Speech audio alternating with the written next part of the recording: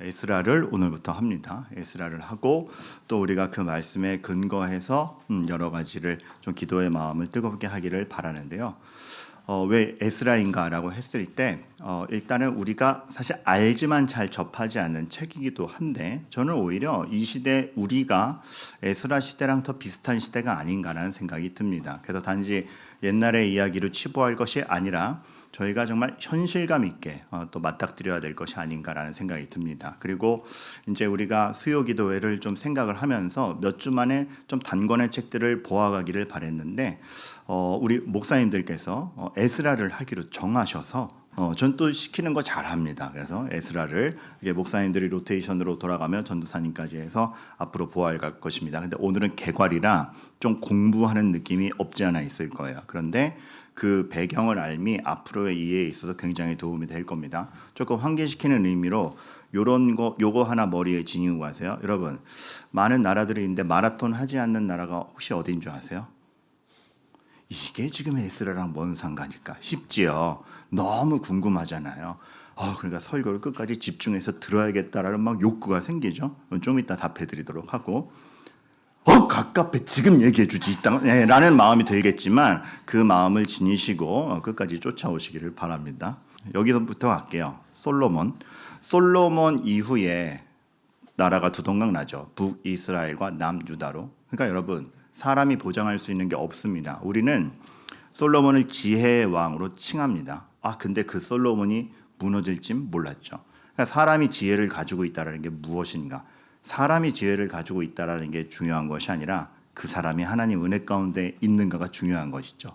그리고 우리가 그렇게 장담할 수도 없는 겁니다. 다윗이 교육을 잘 시켰으니 솔로몬 같은 지혜의 왕이 나왔지. 그렇게도 얘기할 수 없는 것이 그 지혜의 왕이 나라를 두동강내는 단초가 될 줄 알았겠습니까? 그러니까 여러분들도 너무 쉽사리 자신의 형편에 대해서 쉽사리 자신하시도 쉽사리 자책하지도 마시는 것이 여기서 나오는 겁니다. 자, 그런데 이제 북이스라엘과 남유다가 하나님을 점점 떠납니다. 그래서 BC 722년에 아수르, 세계사에선 아시리아로 나오죠.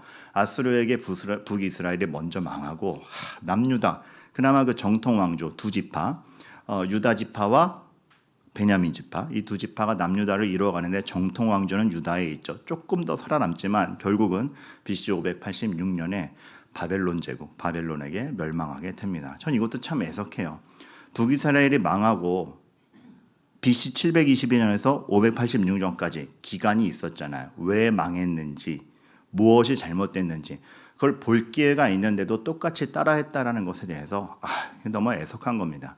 사람에게 기회를 더 준들 그 기회를 잘 활용하는 인간인가? 여러분, 여기서 아주 짤막한 교훈 하나를 얻어요. 우리는 하나님께 기회를 달라가 아니고 제가 오늘 죄 안에 있지 않게 하옵소서라는 기도가 더 필요한 이유가 여기에 있는 것입니다.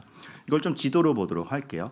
이 쭉 당기면은 지중해 국가에서도 여기에 북이스라엘 남유다가 이렇게 있는 겁니다. 그러니까 전체 지도에서는 굉장히 조그만 부분이 딱 들어오는 거죠. 거기 북이스라엘 남유다고 아수르 바벨론 제국이 사실 아수르의 전성기로 따지면 밑에까지 다 먹긴 하는데 대략적으로 가른다라면 그래도 바벨론보다는 조금 더 북쪽의 위치에서 시작이 되었고 바벨론이 밑에 지역을 먹고 그리고 우리가 잘 아는 애굽, 이집트는 저쪽에 항상 있었습니다. 그런데 이제 이 아수르랑 바벨론이 각각 북이스라엘과 남유다를 무너뜨리게 되고 이제 우리가 거기서부터 이야기를 시작을 하는데 저는 이거를 보면서도 진짜 하나님 말씀대로 되네 싶은 거예요. 여호수아가 점령을 마무리하고 이제 가나안 땅에 안착할 때 분명히 얘기했잖아요. 얘들아, 지금 안착했다라고 점령을 했다라고 중요한 게 아니고 만일 너희가 여호와를 버리고 이방신들을 섬기면 너희에게 복을 내리신 후에라도 돌이켜서 너희를 멸하시리라. 그대로 이루어졌죠. 정말 하나님께 집중하지 못하고 죄로 가고 이방신들을 섬겼을 때 이스라엘이 여호수아의 말대로 된 것. 그러니까 어떻게 보면은 나라가 두둥강 났네, 멸망했네, 포로로 잡혀갔네. 이게 이미 그렇게 되리라 한 것에 대해서 되어버린 거나 마찬가지인 겁니다. 여기서 우리가 전율을 하게 되죠. 무엇이 사람을 보장하는가? 어떤 조건도 보장하지 않습니다. 그 인생이 하나님에게 있느냐고 포로로 보내시는 것 자체가 되게 기가 막힌 한 수인 것 같아요. 이스라엘은 항상 외국을 동경했습니다. 그래서 왕정 시대를 시작하는 것도 외국 다 왕 제도잖아요. 우리에게도 왕을 주소서. 이미 하나님이신 왕인데 왕정 제도를 타면서 왕을 시도하죠. 우상을 들여오는 것도 저 나라는 군사력이 센데 저런 우상이 있구나. 저 나라는 농사가 잘 되는데 저런 신이 있구나. 그러니까 하나님에게 답이 있다라는 것을 보지 않고 본인들이 부러워하는 것으로 이렇게 계속 말려 들어가는 거죠. 그런 가운데 아수르랑 바벨론이라는 강대국에 넘어갔다. 하나님 입장에서는 이런 뜻도 있어요. 너네가 그렇게 외국을 동경했냐? 그 동경한 나라로 들어가 봐. 답이 있나? 이것이죠. 그들의 포로 기간은 단지 매를 맞았다 이상으로 본인들이 동경했던 곳으로 혹은 야 저기엔 저런 멋진 신이 있네라고 한 곳으로 들어가 봤더니 다른 겁니다. 답이 없는 겁니다. 이것이 무엇인가? 거기서 종살이 하는 것이 정말 그들에게 단련이 되죠. 조금 더 역사적 지식을 포함하면 아수르는 이주 정책을 많이 썼어요. 그래서 이스라엘에 있던 사람들을 뽑아내서 뿌리기도 했지만 아수르 사람들을 이스라엘로 집어넣어서 막 일부러 결혼시키고 퀴즈 하나. 그래서 아수르의 이주 정책 때문에 막 여러 혼혈인들이 생기죠. 그래서 그 혼혈인들이 주로 거하게 된 지역 그리고 이스라엘에게 더럽혀졌다 그러면서 끝까지 차별받는 민족이 누굽니까? 사마리아. 이때 사마리아가 본격적으로 그 우리가 아는 사마리아로서의 기능이 아니죠. 사마리아로서의 그 이미지를 갖게 되는 것이죠. 그게 되게 비극의 역사인 것이죠. 바벨론은 좀 정책이 달랐어요. 인정해 줍니다. 너희의 혈통, 너희의 종교 인정해 준다. 근데 흩어져 잘난 애들은 뽑아오고 그래서 그때 바벨론에 뽑혀간 사람 중에 누가 있는 거죠? 다 다니엘. 강다니엘? 아니 우리 다니엘. 거기 다니엘도 있는 거고 이러다 보니까 이제 디아스포라도 생기고 흩어짐이 생기는 거죠. 물론 인정받았다고는 하나 나라는 이렇고 흩어짐에 대한 여봐 이거 우리 하나님이 경고하셨는데 결국은 이렇게 됐잖아. 그래서 그 슬픔의 노래를 지어낸 것이 뭡니까? 예레미야, 애가. 그러니까 이제 이러한 정서들을 알면서 가면 성경이 다시 읽히죠. 근데 여러분 여기서 우리가 더 중요하게 봐야 되는 것은 그래서 이스라엘이 아수르처럼 바벨론처럼 강대국이지 못한 게 부러운 거냐? 아니요. 그 강대국이라 할지라도 또 페르시아라는 강국에 먹혀버립니다. 그렇죠. 그래서 페르시아가 또 다른 강대국으로 등장을 하게 되고 바벨론에 포로되었던 이스라엘 민족은 포로되었다가 이 나라가 쭉 주인된 나라가 바뀌니까 포로된 이들은 계속 속국인 거예요. 근데 페르시아로 바뀌고 그 민족은 거기에 떠밀려 살게 되죠. 그러니까 이스라엘이 얼마나 떠밀려 살았는가. 여러분 위로되지 않아요? 왜요? 우리 인생도 그렇지 않나요? 떠밀리듯 살죠. 내가 결정해서 된 거 몇 개 됩니까? 떠밀리듯 살죠. 저 오늘 제 맘대로 한 거 딱 하나 있습니다. 설교 후 찬양 고른 거 이거 딱 하나. 요거 하나 제 맘대로 했지 제 맘대로 된 게 없어요. 내 머리카락인데 내 맘대로 서지도 않고 내 몸인데 내 맘대로 안 돼요. 힘들어요. 여러분 정말 떠밀리듯 사는 것 같습니다. 그런데 이스라엘도 그랬다라는 것이죠. 나중에 결론적으로 나오겠지만 그 떠밀리듯 사는 삶이 허무하지 않다. 페르시아는 굉장히 강대국이었어요. 아까 우리가 이스라엘이 쭉 당겨서 요만큼인 걸 보면 페르시아가 그 일대로 훅 먹은 걸 보면 엄청난 강대국이었다라는 걸 알 수가 있는 것이죠. 그래서 페르시아의 속국으로 이스라엘은 살아가는데 자 여기서 이스라엘은 무슨 생각을 했을까요? 알았을 거예요. 아니면 알아야 돼요. 무엇이? 패권을 차지하는 게 답인가? 어이쿠 아수르가 침공해오네. 어이쿠 바벨론이 침공해오네. 어이쿠 페르시아가 먹네. 우리를 망하게 한 민족이지만 걔네도 또 누구 손에 망하는 겁니다.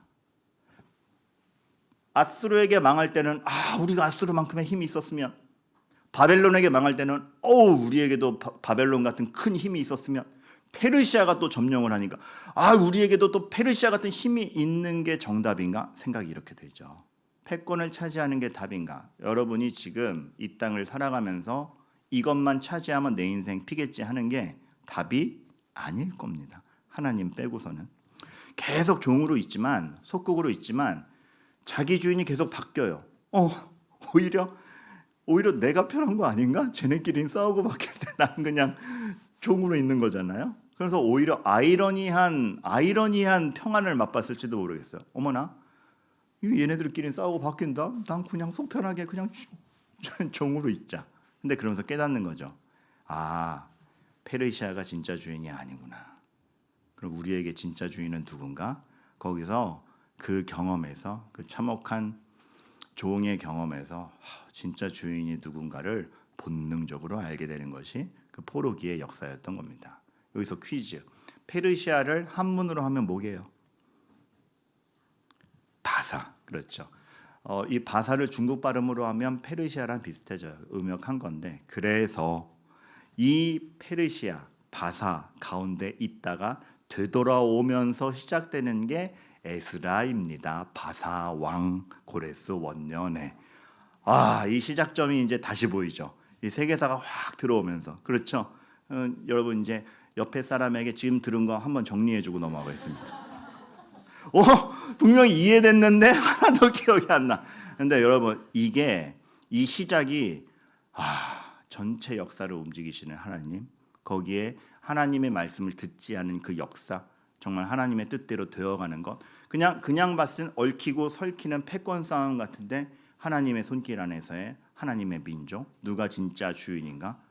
이게 하나님에 대한 또렷함의 관점으로 가는 게 역사의 위대함입니다. 고레스 원년에, 세계사에서는 키루스 왕이라고 나오죠. 고레스 원년에 고레스가 이렇게 공포를 하고 조서도 내려요. 이게 여러 가지 방식으로 전달, 구두로 또 이렇게 서신으로 이게 전달됐을 거라고 봅니다. 그런데 가장 대표적인 거는 지금도 대형 박물관에 있는데 그 키루스 실린더라 그래가지고 그 당시에 이렇게 공포하는 종이가 없던 시대니까, 이게 조서도 있었지만 이게 종이가 없었던 시대니까 왕의 말이 흠집 없이 보관되게 하기 위해서는 돌 같은 실린더에 새겼는데, 그 유명한 키루스 실린더가 진짜 이 조령의 근간이 되는 실린더가 지금 대형 박물관에 있죠. 그래서 각 나라와 외교 정책과 다스림을 어떻게 할 건가 깨알같이 써 있는데, 여기에서 공포해요. 우리의 속국이 되었던 모든 나라의 종교를 보장하고 그들을 나라로 돌려보낸다는 그 어떤 정책, 이스라엘까지 해당되는 모든 정책이 여기에 깨알같이 있고, 이스라엘에 해당되는 조서는 또 따로 뿌려졌을 거라 생각됩니다. 근데 여러분, 이것마저도 성경 기자는 기록하기를 이것이 무엇이다? 예레미야의 입을 통하여 하신 말씀을 이루게 함이래요. 어떤 말씀? 예레미야로 잠깐 갈게요. 예레미야 29장 10절, 여호와께서 이와 같이 말씀하시니라. 바벨론에서 70년이 차면 내가 너희를 돌보고 나의 선한 말을 너희에게 성취하여 너희를 이곳으로 돌아오게 하리라. 이거예요.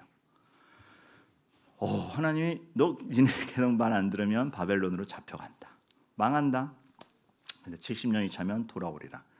어떤 주석가가 이렇게 얘기해요. 예레미야 29장 10절을 받아들인 이스라엘 민족은 잡혀가지만 우리가 더 힘이 세져서 돌아올 것이다로 이해했을 거라고 봐요. 근데 신묘막측하게 이루어지죠. 이스라엘은 여전히 힘이 없고 여전히 종살이하고 아무런 힘이 없어요. 예상이나 했겠습니까? 근데 그 위의 왕이 돌변해서 다시 고향으로 보내줄 줄은. 그러니까 우리는 기도하는데 왜 이렇게 기도하는데 난 아직 연약해가 아니고, 이렇게 기도할 때 하나님이 내가 생각지 못하는 방법으로 뭔가 하고 계시다라는 확신이, 그 믿음의 분량이 있어야 되는 거죠. 이건 막막히 잘 될 거야가 아니라, 하나님의 생각은 나의 생각과 다르기에 나의 기도가 분명히 선한 것을 이루고 내가 오늘의 삶에서 하나님을 찾고 하나님 앞에 정말 악으로 가지 않고 충실할 때에 하나님께서 해가시는 것들이 있다. 그 확신으로 온유하고 그 확신으로 오래 참는 거죠. 그러니까 꾹 참고 막 화나는데 억누른다는 차원이 아니라, 하나님을 진짜 확신하기 때문에 오래 참을 만한 넓이가 생기는 겁니다. 그것을 우리가 보게 되는 것이죠. 근데 이 70년이 어떤 70년이냐? 오늘 좀 공부 같다 그랬죠. 좀 공부를 할게요.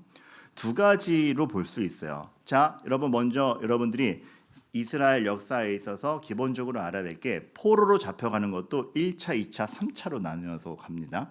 근데 이제 바벨론 망하고 페르시아에서 돌아올 때도 돌아오는 것도 1차, 2차, 3차로 갈려요.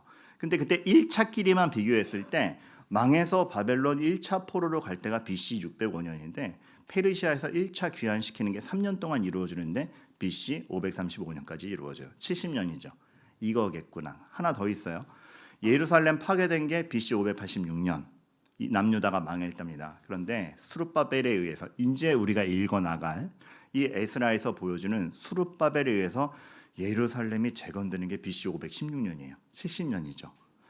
둘 중에 하나일 거라는 설이 가장 유력합니다. 저 어느 걸 선택해야 될지는 저도 모르겠지만 분명한 건 정말 예레미야의 입을 통하여 이루게 한 것이 이루어졌구나는 우리가 알게 되는 것이죠. 그러면서 이거에 근거해서 좀 에스라를 읽어나가는 안목을 키우자라면 아까 1차, 2차, 3차 귀환이 있다고 그랬죠. 1차 귀환을 다룬 것이 앞으로 에스라 1장부터 6장까지입니다.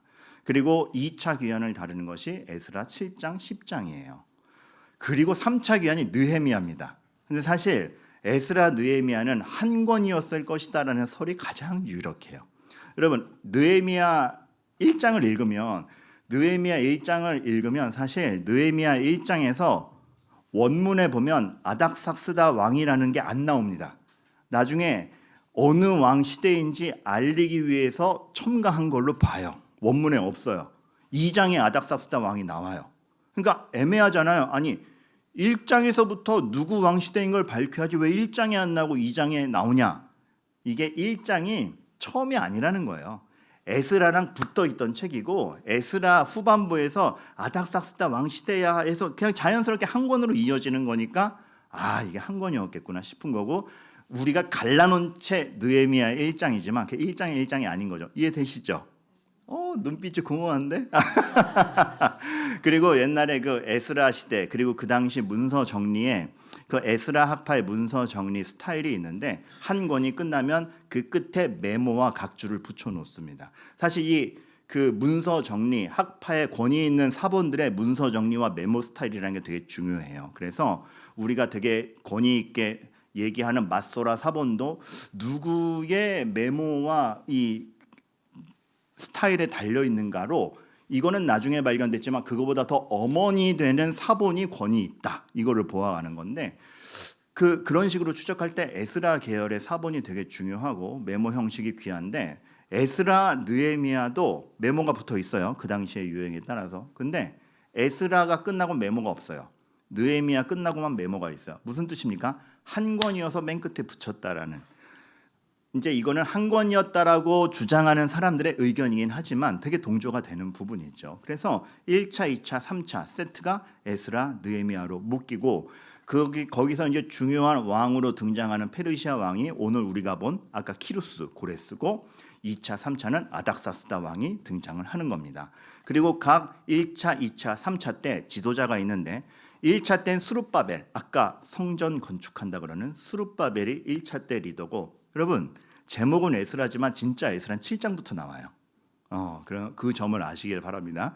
그러니까 여러분 앞으로 6장까지 읽을 때 에스라는 언제 나오는 거야?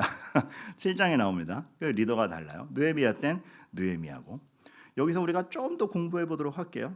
근데 목사님 지난번에 광고하실 때 에스라 느헤미야로 보는 게 아니고 에스라 학계 보신다면서 왜 그렇게 봐요? 왜 그렇게 볼까요? 왜 학계를 보냐면 고레스 왕 시대부터 이 2차 귀환 2차 귀환이 아니고 고레스 왕부터 그 다음 왕까지 그 시대에 선지자로 활동했던 게 학계스가랴입니다. 그래서 에스라랑 학계를 같이 보면 그 이어짐이 있어요. 그리고 에스라가 역사적으로 실천됐던 일에 대해서 학계가 어떻게 해석하고 선포하는지 같이 보면 진짜 영적 교훈이 많습니다. 그리고 1, 2차 우리가 성경 기준으로 포로 귀환으로 봤을 때 고레스와 아닥사스다 왕이 중요하게 등장하지만 그 중간에 다리오 왕과 아하수에로 왕이라는 존재들이 있습니다. 이거 되게 중요해요. 되게 성경에도 많이 나오고 또 관련 인물이라 소개해드리지만 다리오 왕은 사실 그 앞에 한 왕이 있었지만 금방 죽어요. 그래서 다리오 왕이 그 자신의 권위를 확보하기 위해서 여러 가지 행정제도를 많이 만들어내는데 나중에도 이렇게 조서를 딱 뿌리면 조서가 슉 가는 행정체계가 되게 잘 돼 있는 걸 보거든요. 다리오 왕이 다 만들어놨습니다. 그리고 다리오 왕 때에 그 제국의 권위를 더 확실히 하기 위해서 여러 전쟁을 벌이는데 다리오 왕이 다 잘하거든요. 그러나 딱 하나 못한 게 있어요. 마라톤 전쟁. 그 마라톤 전쟁 유명하죠. 우리가 이겼다. 42km 뛰어가지고 다 이겼다. 근데 이겼다가 아니고 다리오 왕은 페르시아 그때 패배한 것이 다리오 왕이에요. 그리고 이 페르시아의 후예가 누굽니까? 지금의 이란. 마라톤을 하지 않는 나라는 이란 안 해요. 여러분 올림픽 때 이란은 마라톤 출전 안 해요. 왜요? 이 치욕의 역사가 있기 때문에 그렇습니다. 여기서 배워가는 상식 하나.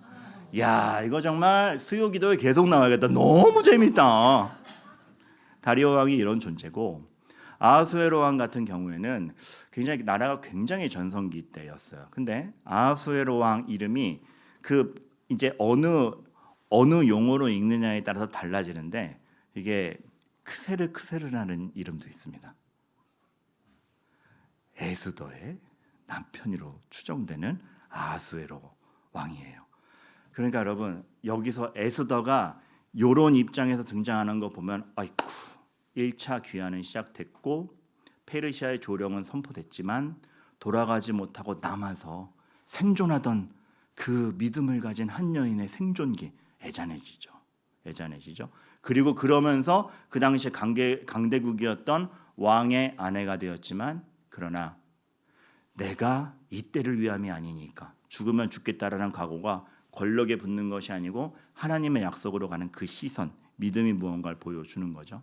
아하수에로 왕, 크세르에 대한 건 좀 과장되긴 했지만 얼마나 유명한 왕이냐면 그 왕 때 전쟁을 다룬 영화가 옛날에 영화 300이라고 나왔어요.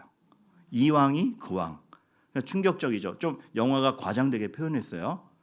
밑에 멋있는 애가 아니고 위에 이상한 애가 아하수에로 왕이에요.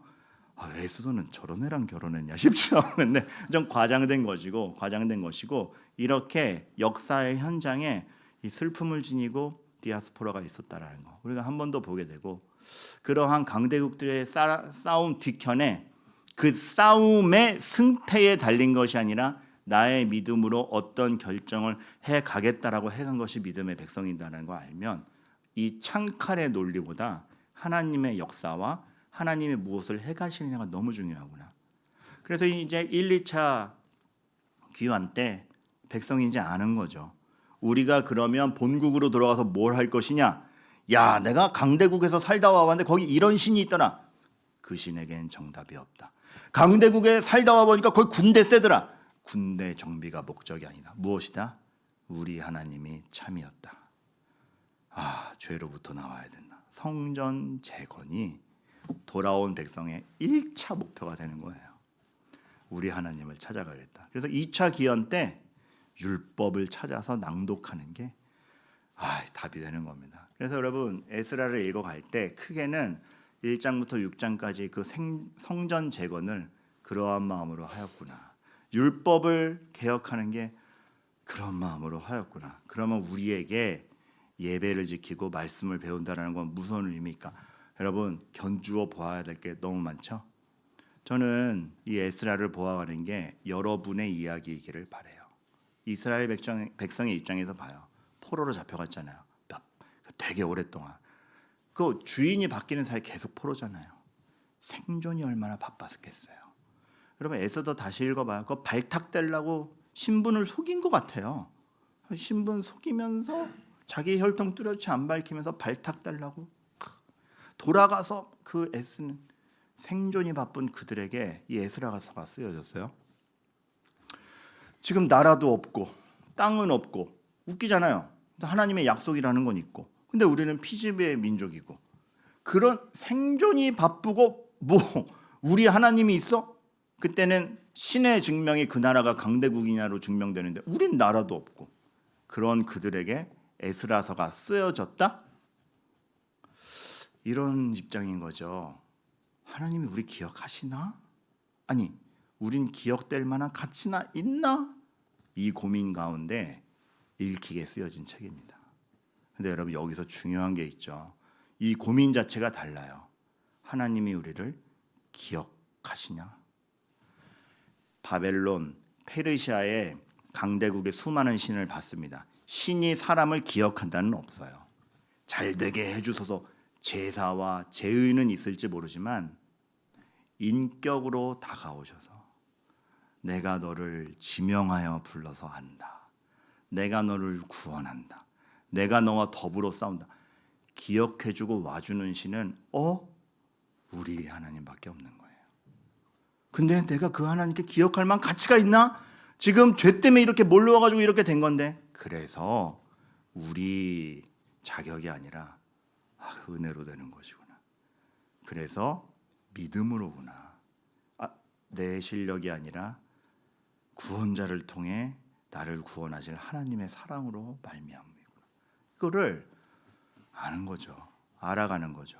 생존이 바쁜 그들에게 너희들의 그 버거운 삶도 의미가 있다. 여러분에게 목사님, 나 정말 뭐 거룩하게 준비돼서 성경 본문 미리 읽고 주보에 다 오늘 어디 설교한다고 나왔는데 뭐 미리 준비된 마음으로 온 거 아니고 퇴근하고 정신없이 왔어요.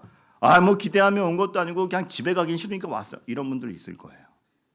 생존이 바쁜 오늘이 버거웠던 우리에게 목사 나 이러고 나 신앙생활 제대로 하는 건가? 의미가 있다. 하나님은 그런 너에게 내가 함께 한다라고 말씀을 하고 있는 겁니다. 땅은 없는데 약속은 있다. 약속은 있는데 피지배계층이다. 뭐야 이거가 아니라 우리에게 소망은 땅이 아니라는 거죠. 내 신분이 아니라는 거죠. 하나님의 약속이 소망이라는 거죠. 그러니까 약속이 있음만으로 충분하다. 근데 나는 하나님의 약속이 먼저인가? 땅이 먼저인가? 내 신분이 먼저인가? 다시 읽어봐요. 바사왕 고레스 원년에 여호와께서 예레미야 입을 통하여 말씀을 이루게 하시려고 이스라엘 왕도 아닌 바사왕 고레스의 마음을 감동하시며 모든 역사를 주관하시는 분이구나. 그가 온 나라에 공포도 하고 조소도 내려 이르되 바사왕 고레스는 말하노니 하늘의 하나님 여호와께서 세상 모든 나라를 내게 주셨고 나에게 명령하사 유다 예루살렘의 성전을 건축하라 하셨나니 그 하나님이 내 하나님인데 내가 도대체 뭘 해온 것인가? 어디에 소망을 걸었는가? 이스라엘의 하나님은 참 신이시라. 너희 중에 그의 백성된 자는 다 유다 예루살렘으로 올라가서 이스라엘의 하나님 여호와의 성전을 건축하라. 그는 예루살렘에 계신 하나님이시니라. 이렇게 우리 삶에 개입하셔서 우리와 함께 하시려는 하나님을 내가 얼마나 묵인했나? 나는 하나님께 얼마나 무관심했는가? 그 남아있는 백성이 어느 곳에 머물러 살든지 그곳 사람들이 마땅히 은과 금과 그 밖의 물건과 짐승으로 도와주고 그 외에도 예루살렘에 세울 하나님의 성전을 위하여 예물을 기쁘게 드릴지니라 하였더라. 마치 남아있는 백성 같은, 세상이 우리 편이 아니고 절대 진리를 말하기에 너무나 많은 가치가 회파되어 있는 요즘, 기독교인이라는 걸 자랑스럽게 말하지 못할 것만 같은 시대, 남아있는 백성과 같은 우리가 어떤 태도와 자세와 확신으로 예배를 나오고 있는가? 정리하게 됩니다. 믿음이 좋다는 것은 내 수준이 높아졌다기보다는 내가 하나님의 시야를 갖게 되었다라는 의미에 더 가깝습니다. 그러니까 내가 좀 고품격이 되었다가 아니고 하나님이 하시는 걸 더 보게 되었다. 믿음이 좋다라고 합니다. 나의 잘남에 승부를 걸지 않습니다. 그리고 우리 하나님은 개입하시는 하나님, 말씀하시고 개입하시고 우리를 내버려 두지 않는 하나님. 페르시아의 바사의 신과 달랐다. 신전은 의리의리하게 만들어놨지만 온갖 제의를 다하여 제사를 했지만 말을 걸어주지 않더라. 어떠한 인격도 없더라. 우리 삶에 관심이 없더라. 그러나 하나님은 가진 것 없는 우리에게 여전히 약속을 기억하시며 찾아오시더라. 여러분의 하나님입니다. 나의 하나님이기도 하고 그 하나님을 우리 알아가는 시간들이 되기를 바라겠습니다.